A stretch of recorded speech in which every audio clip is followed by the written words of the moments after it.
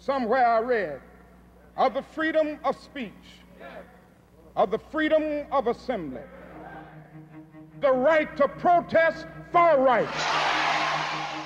Most social movements become social movements when they appear in a public square.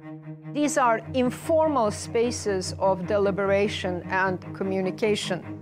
You can show up and say what's on your mind without fear of having the wrong view or wrong idea.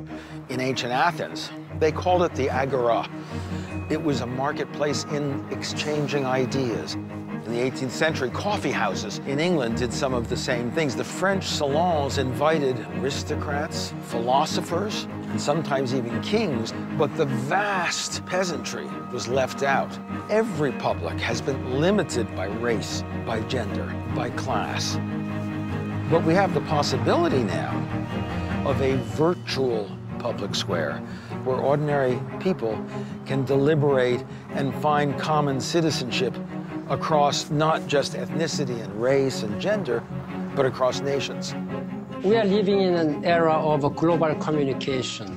How can we have real international action? To reduce our carbon emissions. To grow the economy. To ensure kids get healthier lunches. To bring peace to people. To preserve internet freedom. To help raise awareness in education systems across the world. To realize the world we want.